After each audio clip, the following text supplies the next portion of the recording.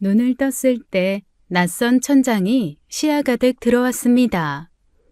하얀 형광등이 눈을 찔러왔어요. 어디인지 왜인지 아무것도 잡히지 않았죠. 온몸이 으스러지듯 쑤셨습니다. 머릿속에서 날카로운 울림이 쉴 새 없이 번져나왔어요.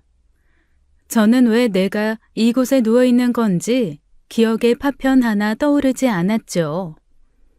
그때 가느다란 흐느낌이 귓가를 스쳤습니다. 고개를 간신히 돌리자 두 아이가 침대 곁에서 서 있었어요. 겁에 질린 얼굴로 입술을 깨물며 소리 없이 울고 있었죠. 엄마 괜찮아? 엄마 나 보여? 엄마 제발 말 좀 해봐. 엄마 눈 떴어. 아빠, 엄마 눈 떴어. 아이들의 목소리가 갈라져 있었습니다. 그 떨림이 귓속으로 파고드는 순간 몸이 저절로 일어나려 했어요. 하지만 세상이 한 바퀴 돌더니 저는 다시 베개 위로 무너졌죠. 엄마 안 돼. 누워 있어야 돼. 아까 간호사 누나가 그랬단 말이야. 형, 엄마 왜 또 쓰러져? 엄마 죽는 거 아니지? 저는 아이들의 손이라도 잡아주고 싶었습니다. 괜찮다고 엄마 아무 일 없다고 말해주고 싶었어요. 하지만 팔 하나 드는 것조차 제 몸이 허락하지 않았죠. 그때 병실 문이 열렸습니다. 남편이 걱정스러운 표정을 지으며 천천히 안으로 들어왔어요. 저는 그 얼굴을 확인하는 순간 눈을 감아버렸죠. 고개를 반대쪽으로 돌렸습니다. 온몸이 부서져 있었지만 그 얼굴만은 시야에 담고 싶지 않았어요. 여보, 나야. 괜찮아? 정신 좀 들어. 내 말 들려? 손이 다가오는 기척이 느껴졌습니다. 저는 그 손이 닿기 전에 제 몸을 슬며시 거두어 버렸어요. 아무 말도 아무 반응도 돌려주지 않았죠. 여보, 나 좀 봐. 왜 이래, 괜찮아? 저는 대답하지 않았습니다. 할 수 없었던 게 아니었어요. 하고 싶지 않았죠. 그 사람의 목소리가 귓속으로 스며드는 것조차 온몸이 거부하고 있었습니다. 간호사가 들어와 제 상태를 확인하는 동안에도 저는 입을 열지 않았어요. 누구의 말도 누구의 손길도 받아들일 수 없었죠. 병실 창문으로 오후 햇살이 쏟아지고 있었습니다.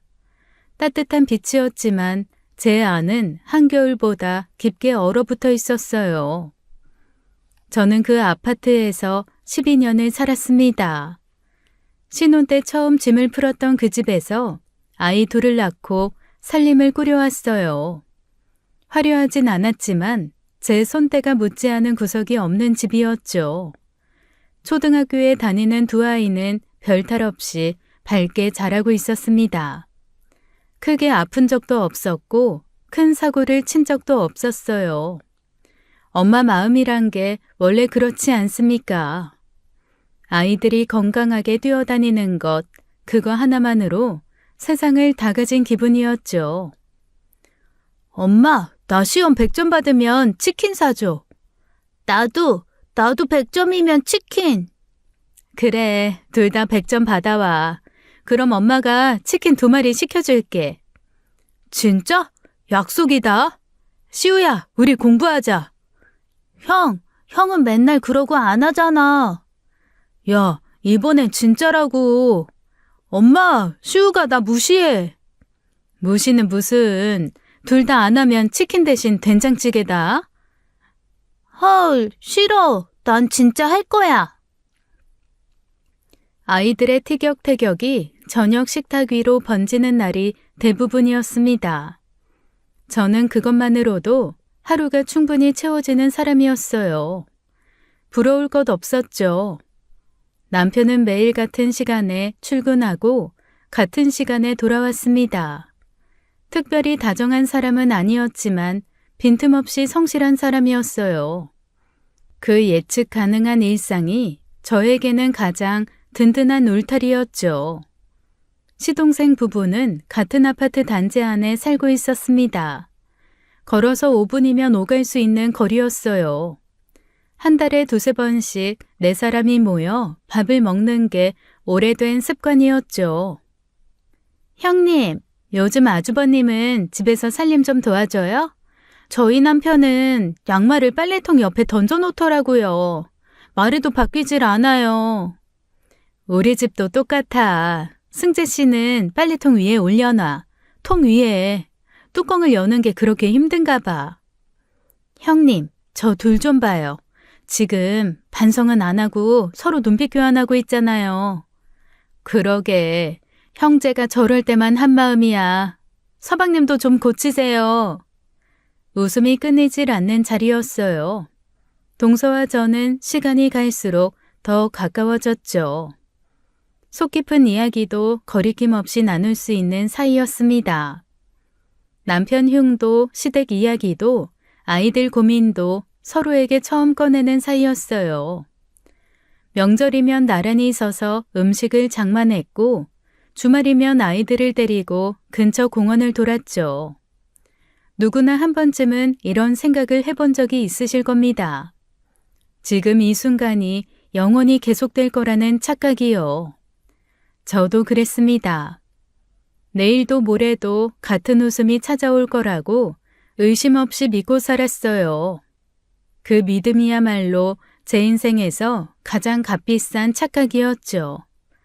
어느 주말 아침부터 하늘이 무겁게 내려앉아 있었습니다. 빗줄기가 창문을 두드리기 시작하더니 그칠 기미가 없었어요. 나 오늘 재택으로 일 좀 해야 돼. 급하게 들어온 게 있어서. 주말인데 쉬지도 못하고. 어쩔 수 없지. 월요일까지 넘겨야 하는 거라 미안해. 알겠어. 그럼 나는 애들 데리고 친정 다녀올게. 그래. 비 많이 오니까 조심해서 다녀와. 저는 아이들을 데리고 친정에 다녀오기로 했습니다. 남편이 집에서 일을 한다면 아이들이 방해 못하게 친정에 가 있으려고 했죠.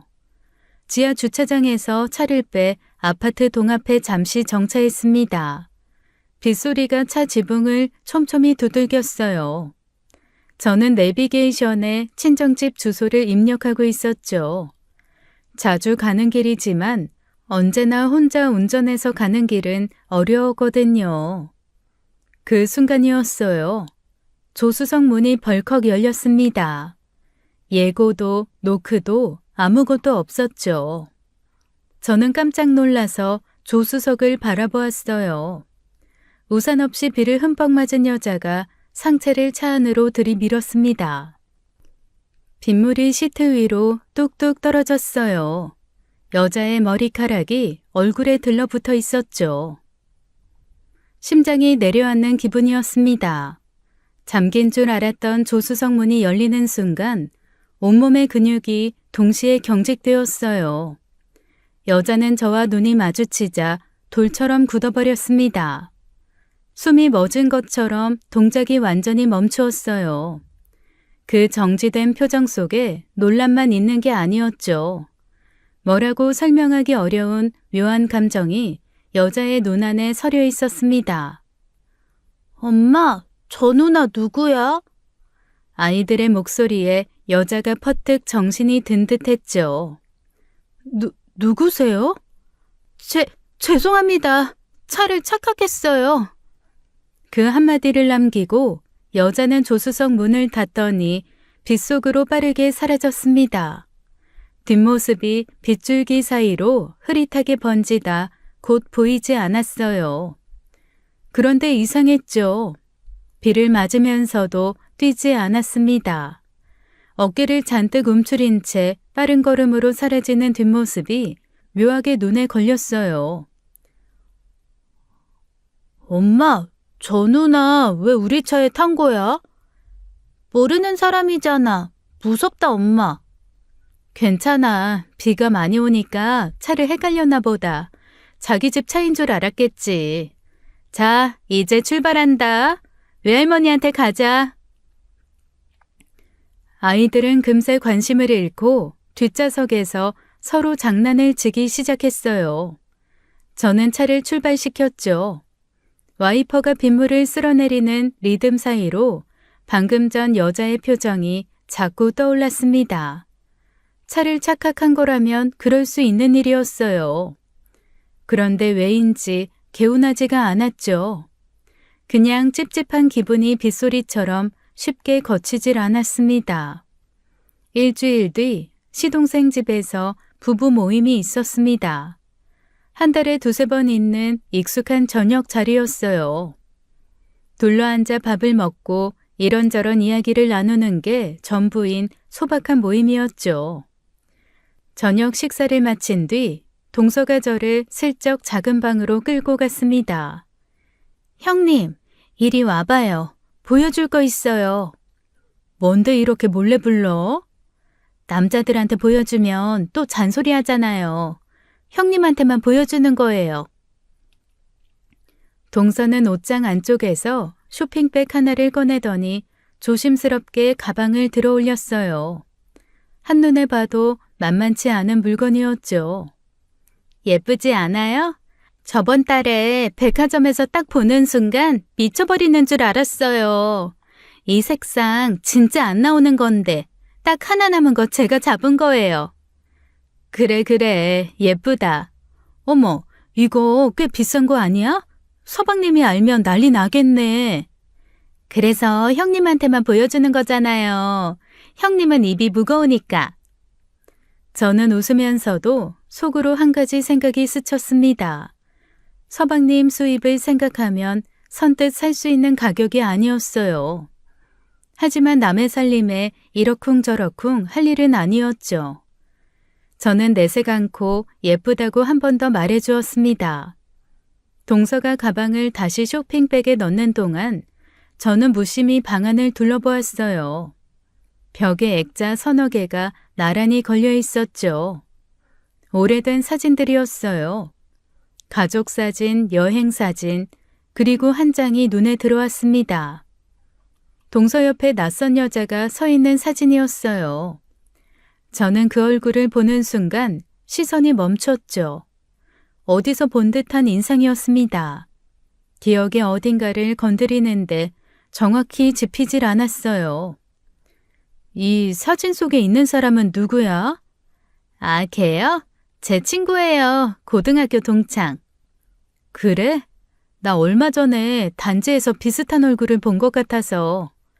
에이, 형님, 걔 여기 안 살아요. 저기 멀리 부산에 사는 애예요. 아마 착각이실 거예요. 그런가? 하긴 세상에 비슷한 사람은 많으니까. 동서의 대답은 아무렇지도 않았습니다. 표정에도 목소리에도 걸리는 구석이 없었어요. 저는 그 말을 그대로 받아들이고 거실로 돌아왔죠. 남편과 시동생이 TV를 보며 웃고 있었습니다. 평소와 다를 것 없는 풍경이었어요. 저는 동서와 나란히 앉아 대화를 이어갔죠.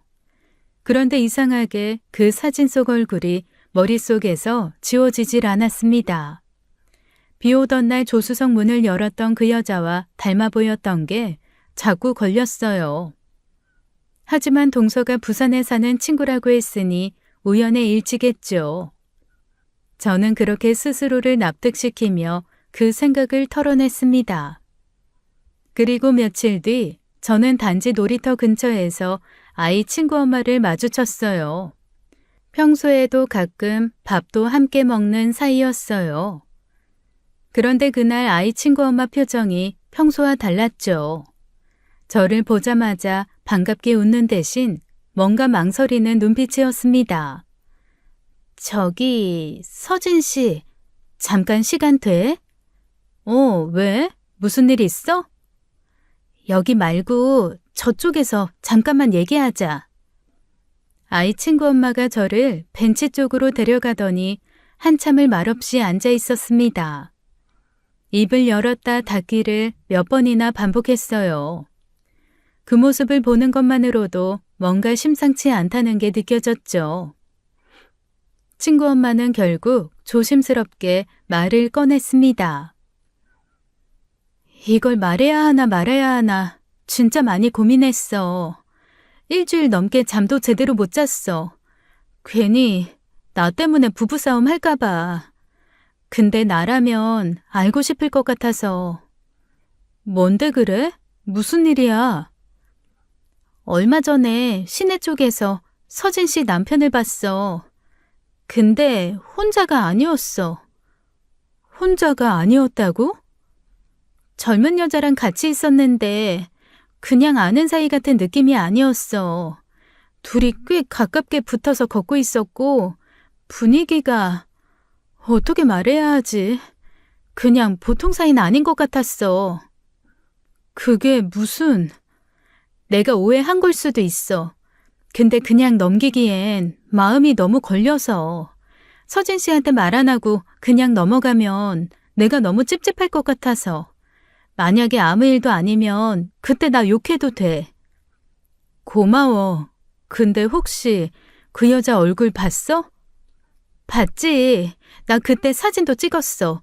혹시 몰라서. 친구 엄마가 핸드폰을 꺼내 사진 한 장을 보내주었습니다. 저는 화면을 확인하는 순간 숨이 멎는 것 같았어요. 동서네 집 액자에서 봤던 그 얼굴이었죠. 동서 친구와 놀라울 만큼 닮아 있었습니다. 저는 이웃에게 고맙다는 인사를 건네고 자리에서 일어났어요. 집으로 걸어가는 내내 다리에 힘이 없었죠. 현관문을 열고 들어서자 남편이 소파에 앉아 TV를 보고 있었습니다. 저는 최대한 아무렇지 않은 목소리를 만들었어요. 여보, 나 물어볼 거 있어. 뭔데? 얼마 전에 시내에서 여자랑 같이 있었어? 시내? 무슨 소리야? 누구랑? 모르겠어? 젊은 여자랑 둘이 같이 걷고 있었다는데. 아니, 갑자기 무슨 말을 하는 거야? 누가 그런 소리래? 누가 그랬는지가 중요한 게 아니잖아. 사실이야, 아니야. 내가 시내에서 여자랑 걸어 다녔다고? 무슨 헛소리야, 진짜. 아니야? 사진도 있어. 볼래? 저는 핸드폰을 꺼내 이웃에게 받은 사진을 남편 앞에 내밀었습니다. 남편의 눈동자가 화면 위에서 한번 흔들리며 춤을 추더라고요. 아하하하, 이 사람? 맞다. 재수 씨 친구잖아. 예전에 회사 일 도와준 적이 있어서 아는 사이야. 시내에서 우연히 딱 마주쳤길래 반갑게 인사한 거지. 그걸 말하는 거였어? 인사치고는 꽤 가깝게 붙어 있었다던데? 뭐?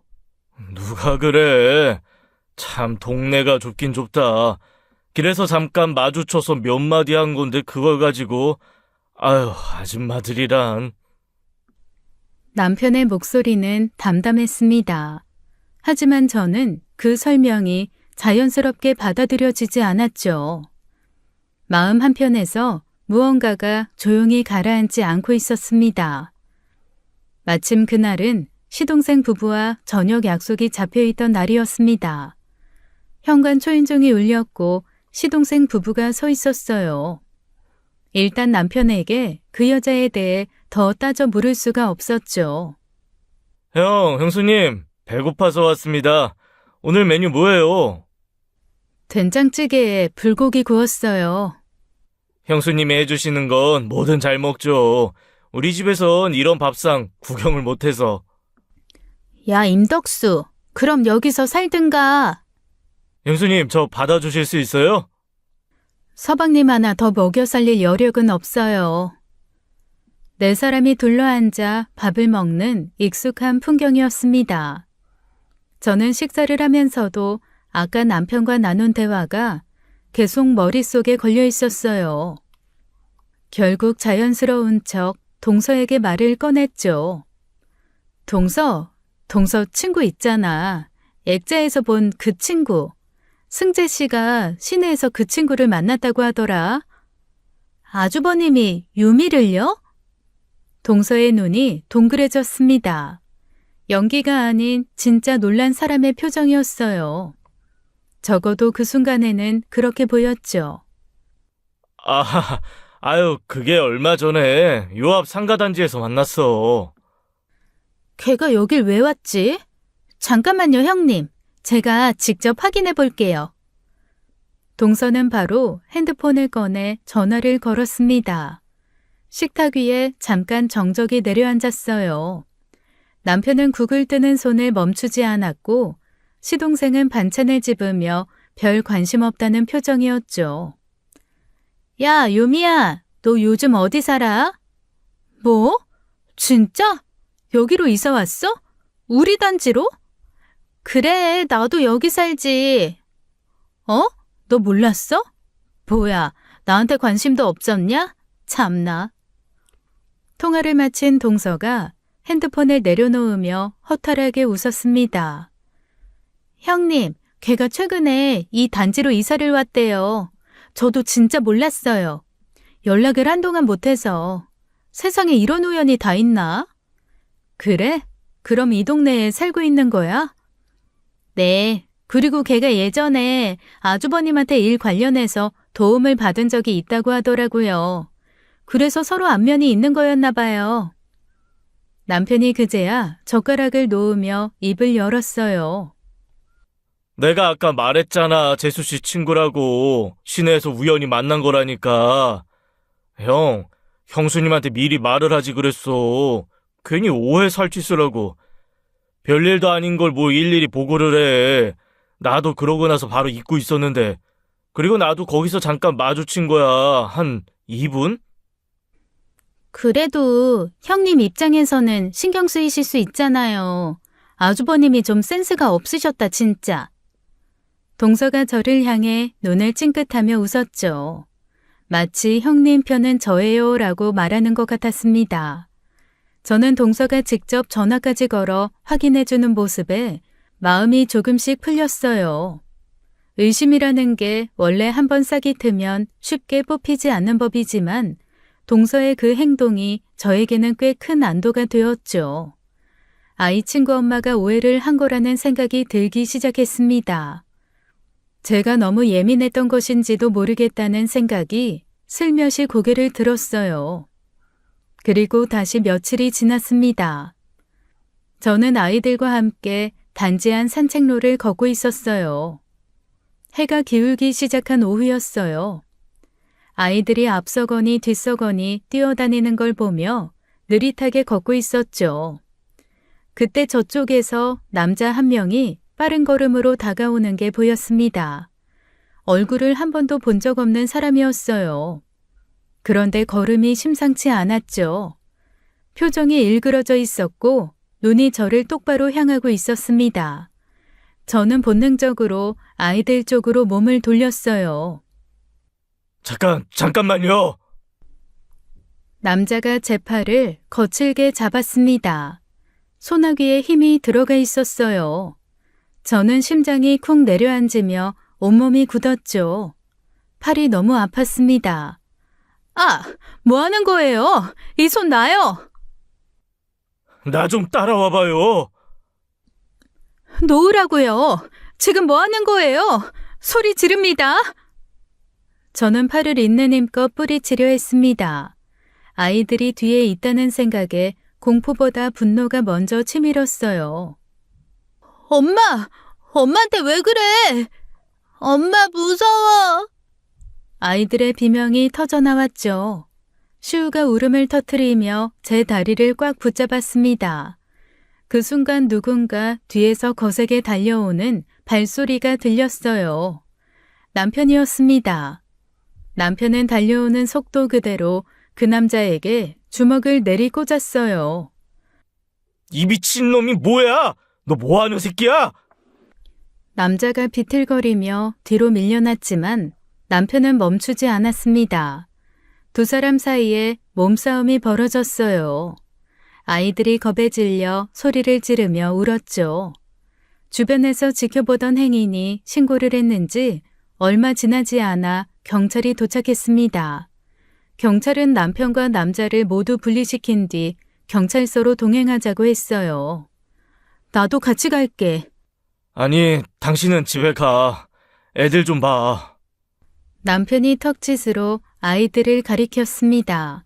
두 아이 모두 얼굴이 눈물 범벅이었어요. 시우는 숨을 넘기며 울고 있었고 이준이도 입술이 새파랗게 질려 있었죠. 애들 데리고 집에 가 있어. 나도 금방 갈 테니까. 저는 어쩔 수 없이 아이들을 안고 집으로 올라갔습니다. 그와 동시에 시동생에게 전화를 걸었어요. 서방님, 지금 승재 씨가 경찰서에 갔어요. 단지에서 모르는 남자가 저한테 달려들었는데 승재 씨가 말리다가 같이 끌려갔어요. 가서 좀 도와주실 수 있어요? 네? 형수님, 형이 경찰서요? 지금 바로 갈게요. 형수님은 집에 계세요. 전화를 끊고 소파에 앉았지만 가슴이 진정되질 않았습니다. 그 남자가 왜 저에게 접근하려 했는지 알 수 없었어요. 다만 한 가지, 그 남자의 눈에 서려 있던 감정이 단순한 폭력이 아니었다는 것만은 분명했죠. 한참이 지나서야 현관문이 열렸습니다. 남편과 시동생 부부가 함께 들어왔어요. 저는 소파에서 벌떡 일어나 남편에게 다가갔죠. 어떻게 된 거야? 그 남자 뭐래? 별일 아니야. 그냥 이상한 놈이었어. 술 먹고 사람 잘못 찾아온 것 같더라. 경찰서에서 조사받고 끝났어. 걱정 마. 진짜 그게 다야? 취한 놈이 무슨 짓을 못하겠어. 그게 다야. 그리고 미안해. 애들 앞에서 주먹까지 휘두르고. 남편이 고개를 숙였습니다. 근데 그 순간에는 나도 어쩔 수가 없었어.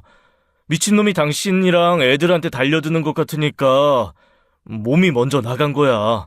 머리로 생각할 틈이 없었어. 형수님, 형이 경찰서에서도 형수님 걱정만 했어요. 조사받으면서도 계속 집에 전화해야 되는데 애들 괜찮을까?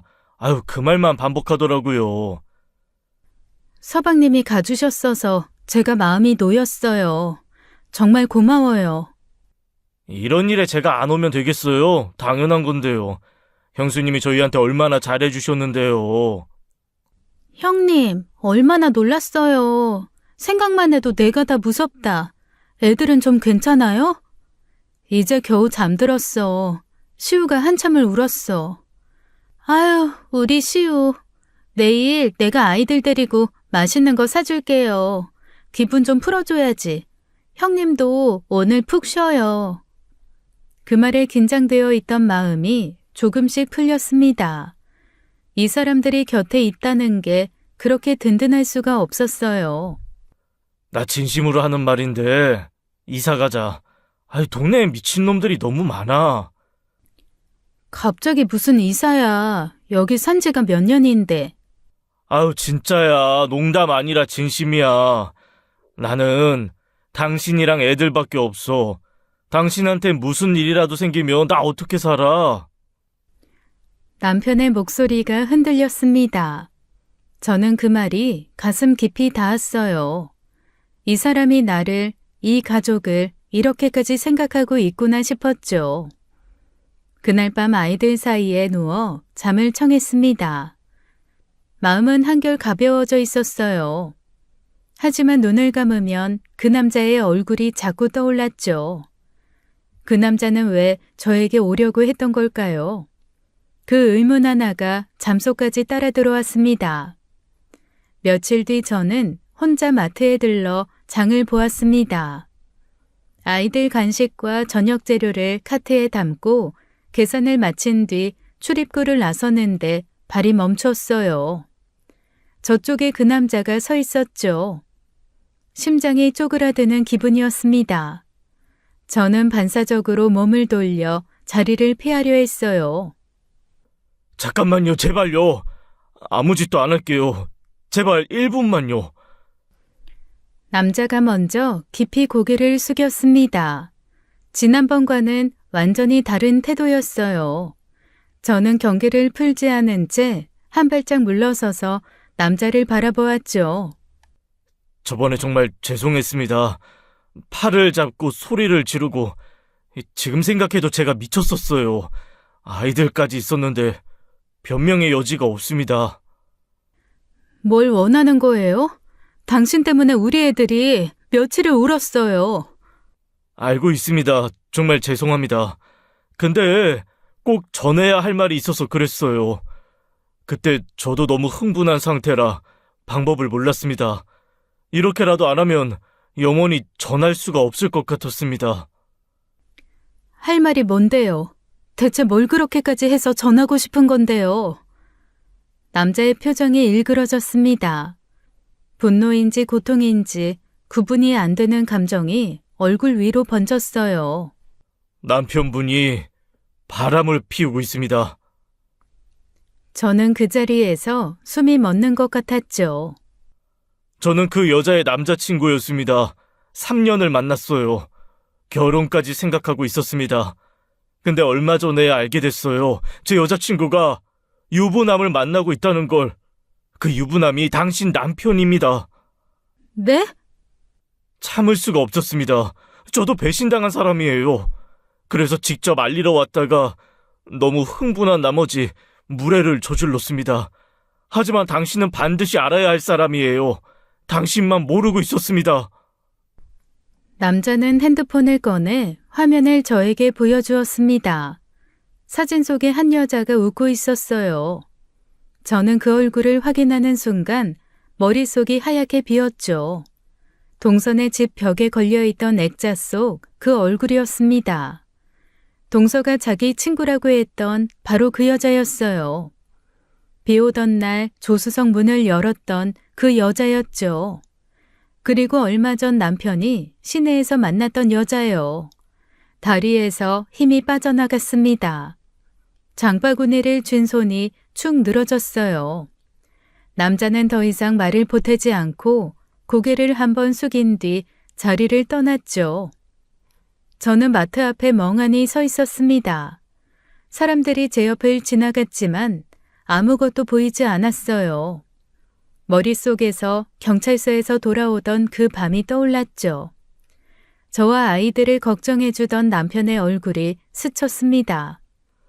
형수님 걱정만 했다던 시동생의 목소리가 겹쳤어요. 형님 편은 저예요 라며 눈을 찡긋하던 동서의 웃음이 스쳤죠. 전화까지 걸어 확인해주던 동서의 목소리가 귓가에 울렸습니다. 서방님 부부도 이미 전부 알고 있었던 건 아닐까. 그 생각이 등줄기를 타고 온몸을 훑고 지나갔어요. 마트 앞 가로등 아래 저는 한 발짝도 움직일 수가 없었죠. 다음 날 저는 아무렇지 않은 얼굴로 남편에게 말을 꺼냈습니다.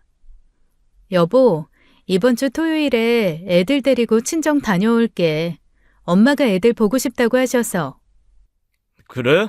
갔다 와. 저녁까지 먹고 올 거야?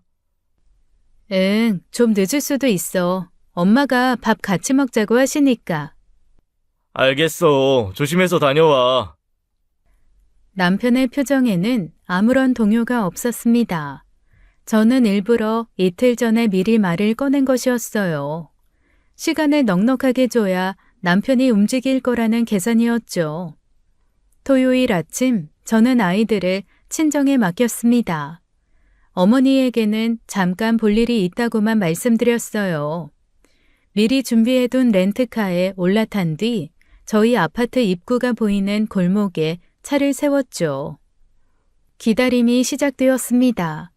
핸들을 쥔 손에 땀이 차올랐어요. 아무 일도 없기를 바라는 마음과 진실을 확인해야 한다는 마음이 가슴속에서 부딪히고 있었죠. 차라리 제가 바보가 되는 편이 나았어요. 점심때가 가까워질 무렵 남편이 단지에서 나왔습니다. 평소 집에서 입는 옷이 아니었어요. 깔끔하게 차려입은 모습이 눈에 들어왔죠. 그 순간 가슴 한쪽이 서늘하게 내려앉았습니다. 저는 충분한 거리를 두고 남편의 차를 따라갔어요. 남편은 단지에서 그리 멀지 않은 상가 근처 카페 앞에서 차를 세웠죠. 그리고 카페 앞에 한 여자가 서 있었습니다. 남편이 차에서 내리자 여자가 환하게 웃으며 다가갔어요. 남편이 자연스럽게 여자의 허리에 손을 올렸죠. 여자가 남편의 팔에 기대며 고개를 기울였습니다. 처음 하는 동작이 아니었어요. 수십 번, 수백 번 반복해온 사람들의 몸짓이었죠. 저는 떨리는 손으로 핸드폰을 들어 영상을 찍기 시작했습니다. 화면 속 두 사람은 세상에서 가장 익숙한 연인처럼 붙어 있었어요. 며칠 전 나는 당신이랑 애들밖에 없다며 목소리를 떨던 그 남자가 다른 여자의 허리를 감싸고 웃고 있었죠. 역겨움이 목구멍까지 차올랐습니다. 영상을 찍는 손이 멈추지 않게 이를 악물었어요. 그 순간이었죠. 시야 끝에 익숙한 실루엣 두 개가 걸렸습니다. 시동생과 동서였어요.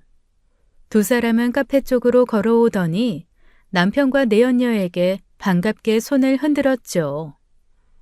남편이 웃으며 맞이했습니다. 내연녀가 동서와 가볍게 포옹을 나누었어요. 네 사람은 아무 거리낌 없이 마치 오래전부터 이렇게 만나온 사람들처럼 웃으며 상가 안으로 걸어 들어갔죠. 핸드폰을 쥔 손이 멈추었습니다. 영상은 아직 녹화 중이었지만 저는 더 이상 화면을 볼 수가 없었어요. 그동안 이 사람들이 제게 한 행동은 전부 연기였습니다. 처음부터 끝까지 한 글자도 빠짐없이 잘 짜여진 각본이었어요. 저는 차에서 내려 벽에 등을 기댄 채 그 자리에 주저앉았습니다. 눈앞에서 네 사람이 사라진 상가 입구가 흐릿하게 번졌어요. 숨이 쉬어지지 않았죠. 들이마시려 해도 공기가 목에서 막혀버렸습니다. 가슴이 안쪽에서 쪼여오는 것 같았어요. 심장이 제멋대로 뛰기 시작했죠. 시야가 흔들렸습니다. 건물과 간판이 물에 젖은 수채화처럼 일렁거렸어요. 제 의지와 상관없이 몸이 무너지고 있었죠. 12년이었습니다. 12년 동안 저는 그 사람들 틈에서 혼자만 아무것도 모른 채 웃고 있었어요. 남편이, 시동생이, 동서가, 그리고 그 여자까지. 넷이서 저를 둘러싸고 연극을 해온 거였죠. 비 오던 날 조수석 문이 열렸을 때부터 이미 시작된 일이었습니다. 그 여자는 차 안에 남편이 타고 있을 거라 생각하고 문을 열었을 겁니다. 습관적으로요. 그날 제가 끌고 나온 차는 평소 남편이 끌던 남편 차였으니까요. 둘 사이는 그보다 훨씬 전부터였을지도 모르겠어요. 제가 식탁에서 웃고 있을 때 그들도 웃고 있었겠죠. 형님 편은 저예요. 그 말이 귓속에서 되풀이되었어요. 나는 당신이랑 애들밖에 없어. 그 말도 겹쳐 울렸죠. 한 문장 한 문장이 칼날처럼 제 마음 안쪽을 긁어댔습니다. 저는 벽에서 등을 떼고 걸음을 옮기려 했어요. 여기서 벗어나야 했죠. 아이들한테 가야 했습니다. 하지만 다리가 말을 듣지 않았어요. 한 발을 내디딜 때마다 바닥이 기울어지는 것 같았죠. 손으로 벽을 짚으며 간신히 몸을 끌었습니다. 비틀거리며 도로 쪽으로 나왔어요. 그때 경적 소리가 귀를 찢었죠. 돌아볼 틈도 없었습니다. 무언가가 제 몸을 세게 들이받았어요. 그 순간 소리가 사라졌죠. 하늘이 빙글빙글 돌다가 아무것도 보이지 않았습니다. 눈을 떴을 때 낯선 천장이 시야 가득 들어왔어요. 온몸이 으스러지듯 쑤셨죠. 머릿속에서 날카로운 울림이 쉴 새 없이 퍼져나왔습니다. 두 아이가 침대 곁에 서 있었어요. 눈물 범벅이 된 얼굴로 저를 내려다보고 있었죠. 시우는 숨을 넘기며 흐느끼고 있었고 이준이는 입술을 깨문 채 눈물을 참고 있었습니다. 엄마 깨어났어! 엄마! 엄마, 나 무서웠어. 엄마 왜 안 일어나? 엄마 죽는 줄 알았어. 아이들의 울음소리가 갈라져 있었어요. 저는 손이라도 뻗어주고 싶었지만 몸이 허락하지 않았죠. 그때 병실 문이 열렸습니다. 남편이 걱정스러운 표정을 지으며 들어왔어요. 여보, 나야, 괜찮아? 정신 좀 들어? 저는 그 얼굴을 보는 순간 역겨움이 치밀어 올랐죠. 카페 앞에서 여자의 허리를 감싸던 그 손으로 지금 제 걱정을 하고 있었습니다. 저는 아무 말 없이 눈을 감아버렸어요. 고개를 반대쪽으로 돌렸죠.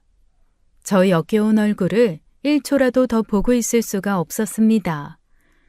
일주일 동안 병원에 누워 있었어요. 다행히 크게 다치진 않았죠. 남편은 매일 찾아왔어요.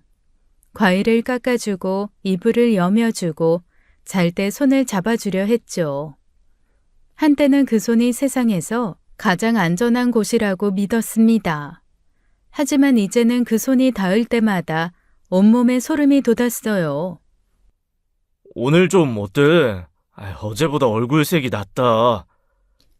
응, 좀 나아진 것 같아.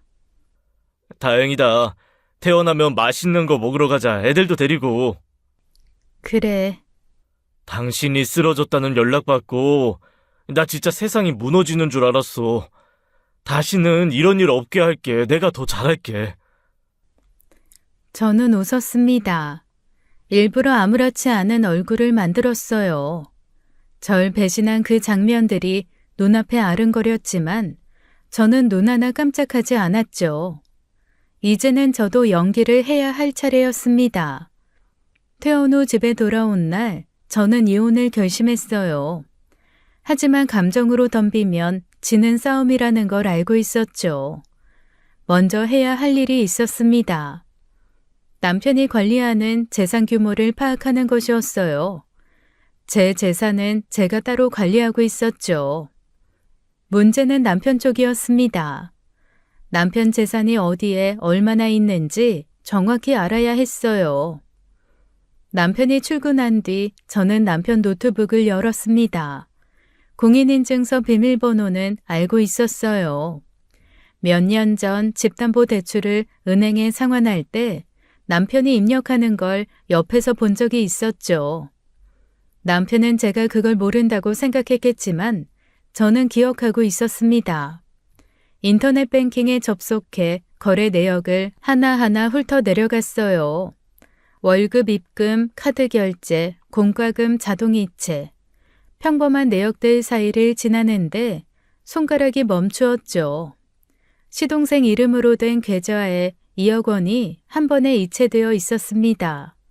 숨이 멎는 것 같았어요. 날짜를 확인했죠. 제가 아무것도 모르고 평범하게 살림을 하고 있던 시기였습니다. 대체 이 돈을 왜 시동생에게 보낸 걸까? 의문이 머릿속을 채우는 순간 하나의 장면이 떠올랐어요. 동서가 작은 방에서 쇼핑백을 꺼내며 눈을 빛내던 그날이었죠. 서방님 수입으로는 어림없다고 생각했던 그 가방이었어요. 그 가방도 이 돈으로 산 거였죠. 어쩌면요. 아마 제 생각이 맞을 겁니다. 저는 입술을 깨물었습니다. 2억이면 입막음으로도 충분한 금액이었어요. 불륜을 알고도 입을 다물어준 대가로 남편이 시동생 부부에게 건넨 돈이었을 겁니다. 아니 어쩌면 상간녀 소개 비용일지도 모르겠네요. 아무튼 남편 불륜과 관련이 있는 돈임에는 분명해 보였죠. 저는 거래 내역 화면을 캡처해 제 핸드폰으로 저장했어요. 1장, 2장 빠짐없이 저장한 뒤 노트북을 닫고 자리에서 일어났죠. 침대에 걸터 앉아 핸드폰 화면을 한 번 더 확인했습니다. 캡처된 숫자들이 선명하게 박혀 있었어요. 12년 동안 속아온 세월이 이 화면 안에 압축돼 있었죠. 더 이상 당하고만 있을 생각은 없었습니다. 이 싸움은 눈물로 하는 게 아니었어요. 증거로 치르는 거였죠. 저는 옷을 갈아입고 집을 나섰습니다. 이혼 전문 변호사 사무실은 시내 한복판에 있었습니다. 검색하고 후기를 읽고 상담 예약까지 모두 입원해 있던 일주일 동안 마친 일이었어요. 병원 침대 위에서 멍하니 천장만 보고 있던 게 아니었죠. 자료를 먼저 보여주시겠어요? 저는 준비해간 것들을 하나씩 꺼내놓았습니다. 남편과 내연녀의 스킨십이 담긴 영상, 시동생 계좌로 이체된 2억 원의 거래 내역 캡처, 그리고 이웃에게 받은 사진까지요. 변호사는 자료를 하나씩 확인하며 고개를 끄덕였어요. 영상 자료가 확보되어 있으니 이혼 소송과 위자료 청구 모두 충분히 가능합니다. 2억 이체권은 부부 공동 재산에서 빠져나간 것이라면 재산 분할 과정에서 강력하게 다툴 수 있어요. 시동생 부부가 불륜을 알고도 감춰줬어요. 오히려 적극적으로 도왔고요. 제 앞에서 직접 전화까지 걸어서 연극을 했습니다. 공모한 정황이 입증되면 시동생 부부도 함께 책임을 물을 수 있습니다. 증거를 더 확보할수록 유리해요. 특히 2억의 성격을 규명하는 게 중요합니다. 추가 증거는 제가 준비하겠습니다. 좋습니다. 저도 법적 전략을 짜놓겠습니다. 연락드릴게요. 변호사 사무실을 나온 뒤 저는 곧바로 흥신소로 향했어요. 미리 알아두었던 곳이었죠. 남편과 내연녀의 외도 증거를 추가로 확보해 주세요. 만남 장소, 빈도, 스킨십 영상 전부 필요합니다. 기간은 어느 정도로 잡으실 건가요? 결정적인 증거가 나올 때까지요. 그리고 하나 더 있어요. 시동생 부부의 최근 생활 패턴과 씀씀이도 함께 추적해 주세요. 해외여행 내역이나 명품 구매 같은 것들이요. 알겠습니다. 보고서는 주 단위로 전달해 드리겠습니다. 계약서에 서명을 마치고 밖으로 나왔습니다. 햇살이 눈부셨지만 저는 선글라스를 쓰지 않았어요. 눈을 찡그리지도 않았죠. 집에 돌아와 저녁을 준비했습니다. 남편이 퇴근하자 밥상을 차렸어요. 오늘 뭐 했어? 별거 없었어. 빨래하고 청소하고 평소랑 똑같았지. 저는 웃으며 대답했습니다. 공황장애로 도로에서 쓰러지던 그 여자는 이제 없었어요. 그 자리에 서늘하고 냉철한 눈빛의 사람만 앉아 있었죠. 다음 날 남편이 퇴근하자마자 곧장 서재로 들어갔습니다. 평소에는 소파에 먼저 앉아 TV를 켜던 사람이었어요. 저는 식사 준비를 하는 척하며 남편의 움직임을 살폈죠.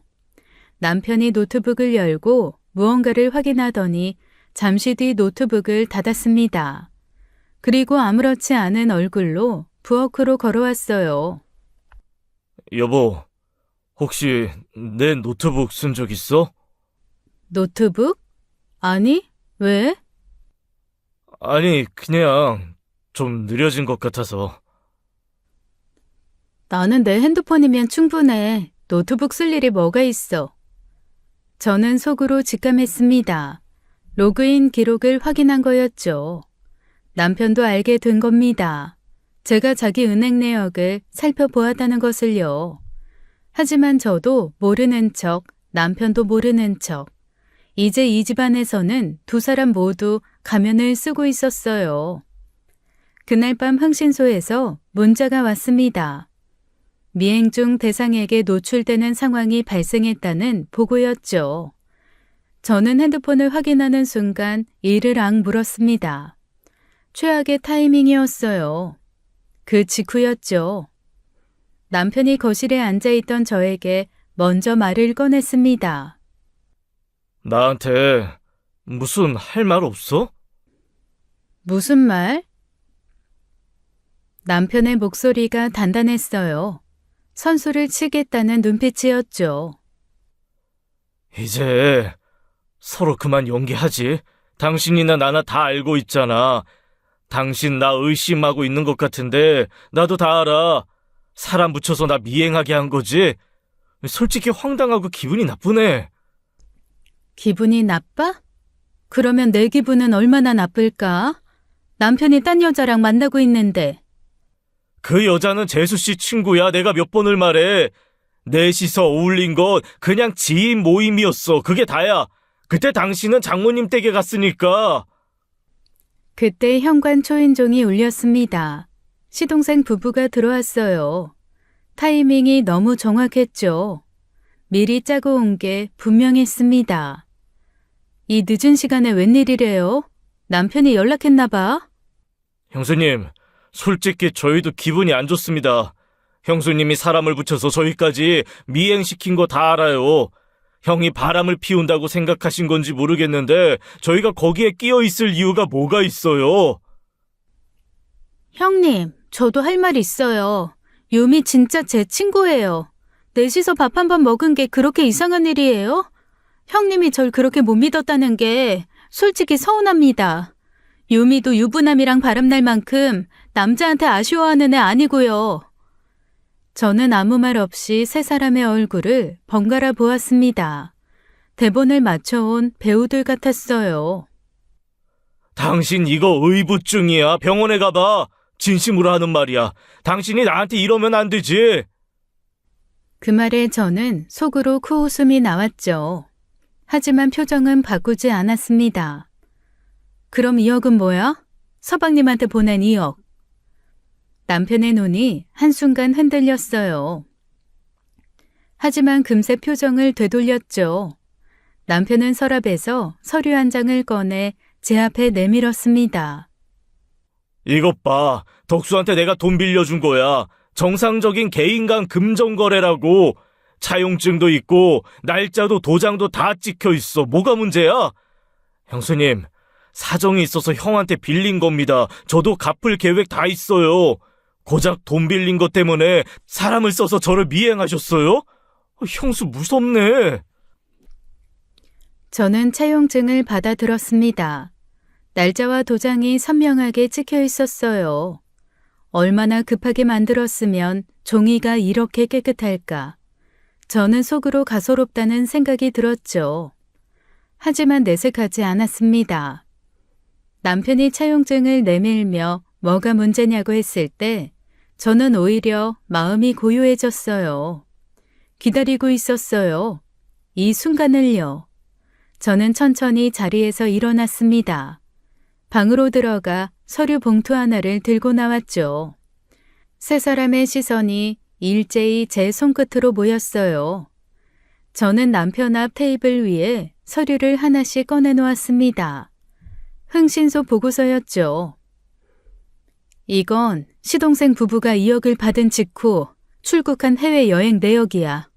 일본, 태국 2번. 그리고 이건 같은 시기에 백화점에서 결제한 명품 구매 내역. 날짜까지 전부 나와 있어. 시동생의 얼굴이 굳었습니다. 동서는 입술을 깨물며 시선을 바닥으로 떨어뜨렸어요. 빌린 돈 받은 사람이 바로 그 돈으로 명품 사고 해외여행을 다녔어. 갚을 계획이 있는 사람이 이렇게 써? 그건 여행은 원래 계획돼 있던 거고. 서방님, 날짜 보세요. 2억 입금된 지 일주일 만에 출국했어요. 원래 계획이었다고요?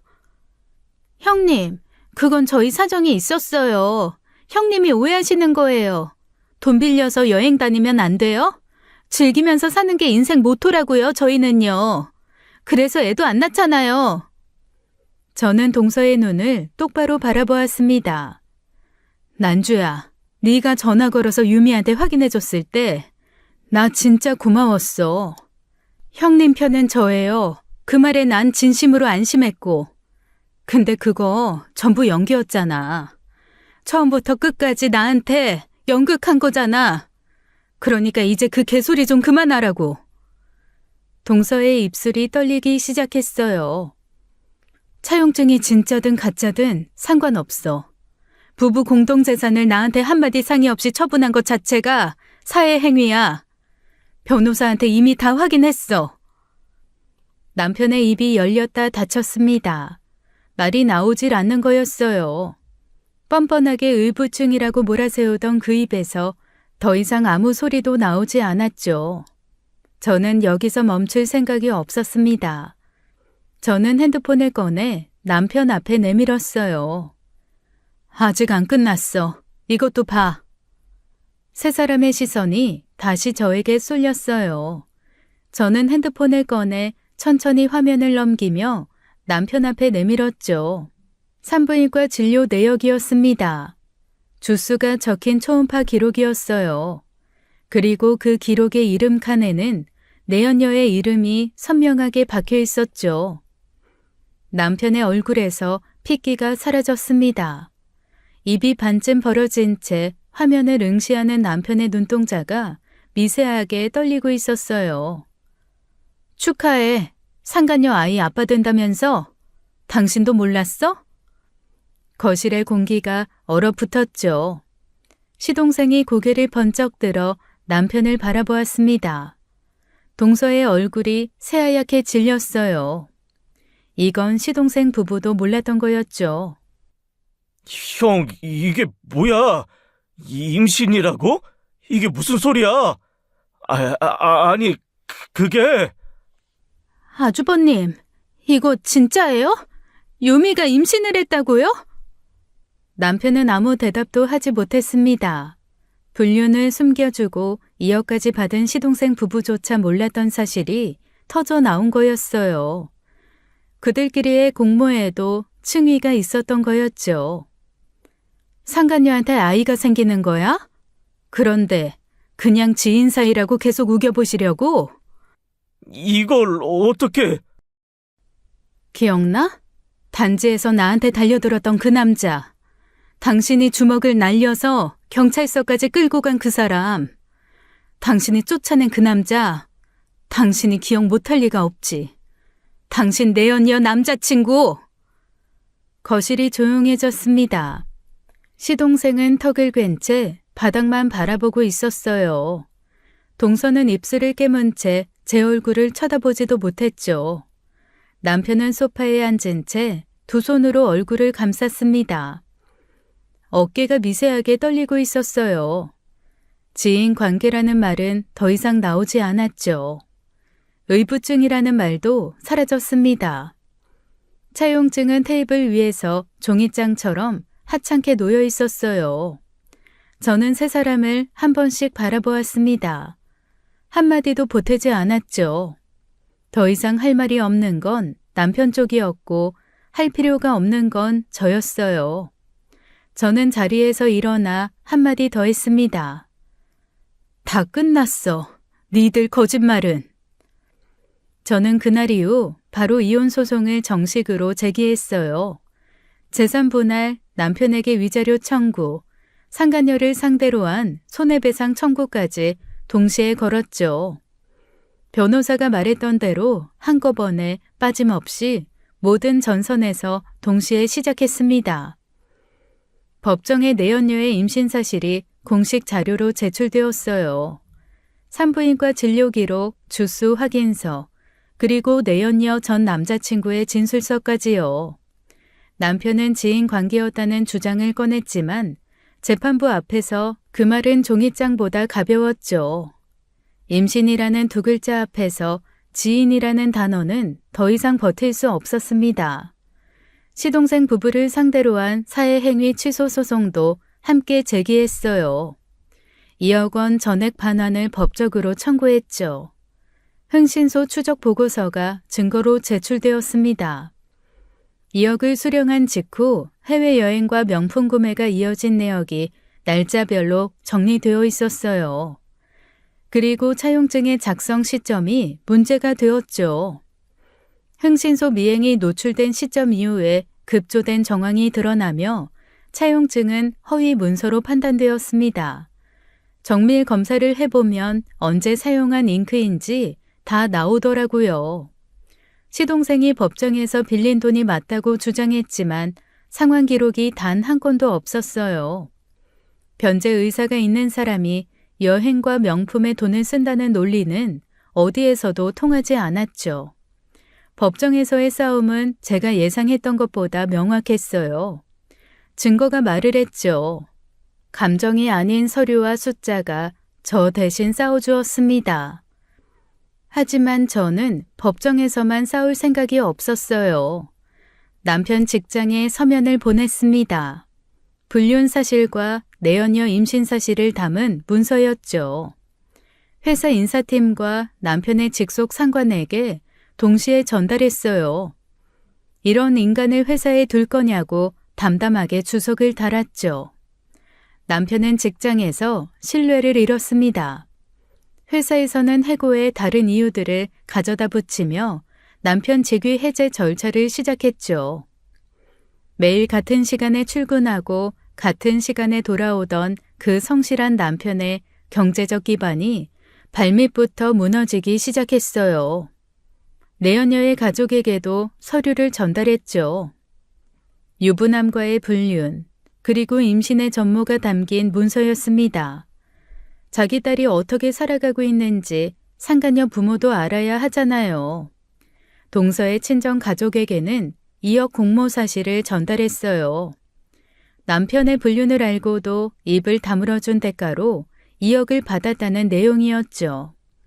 동서 친정 부모님이 자기 딸의 쓰레기 짓을 알게 되었습니다. 그리고 저는 시부모님을 직접 찾아갔죠. 저는 테이블 위에 서류를 꺼내 놓았습니다. 남편의 불륜 증거, 내연녀의 임신 기록, 시동생 부부의 2억 수령 내역과 해외여행, 명품 구매 보고서까지요. 승재 씨가 외도를 했어요. 상대 여자는 지금 승재 씨 아이를 임신하고 있고요. 그리고 서방님 부부는 이 사실을 처음부터 알고 있었어요. 알고도 저를 속였고요. 이미 상간녀를 소개해준 것도 동서로 추정되는데 그건 제가 알 도리가 없네요. 어머님, 아버님께서 직접 동서나 서방님한테 물어봐 주세요. 시부모님의 얼굴이 순식간에 일그러졌어요. 시아버님은 한마디도 하지 못한 채 입술만 달싹거렸죠. 시어머님은 서류를 한 장씩 넘기다가 손이 떨리기 시작했습니다. 이게 사실이야? 승재가 그런 짓을, 덕수까지? 네, 전부 사실이에요. 증거는 다 거기 있습니다. 내가 그렇게 키웠나? 둘 다 어떻게 이럴 수가 있어? 시아버님이 자리에서 일어나 방으로 들어가셨습니다. 시어머님은 서류 위에 고개를 떨군 채 한참을 소리 없이 울었어요. 저는 자리에서 일어나 인사를 드리고 나왔죠. 할 일은 다 했습니다. 이혼 소송은 제 승리로 끝났어요. 재산 분할과 위자료가 확정되었어요. 법정에서 남편이 마지막까지 버텨보려 했지만 증거 앞에서는 어떤 변명도 힘을 잃었죠. 남편은 직위 해제 이후 경제적으로 크게 무너졌습니다.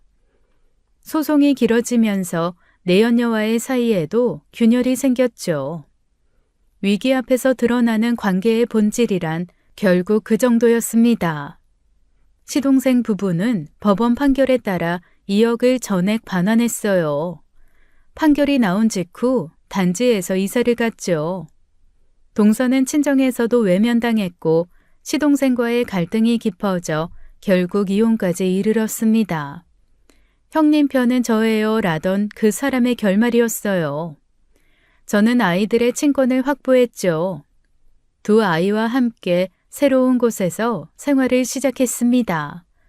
낯선 동네, 낯선 풍경이었지만 아침마다 아이들 밥을 차리는 일상은 똑같았어요. 그 평범함이 얼마나 귀한 것인지 이제는 알고 있었죠. 내연녀의 전 남자친구와는 각자의 새 출발을 응원하며 연락을 마무리했습니다. 같은 상처를 가진 사람끼리의 묵묵한 인사였어요. 가끔 동서와 나란히 앉아 웃던 기억이 떠오를 때가 있죠. 명절에 함께 음식을 장만하고 주말에 아이들을 데리고 공원을 걷던 날들이요. 하지만 그건 처음부터 허상이었습니다. 아프지만 그걸 인정하는 데서 다시 시작할 수 있었어요.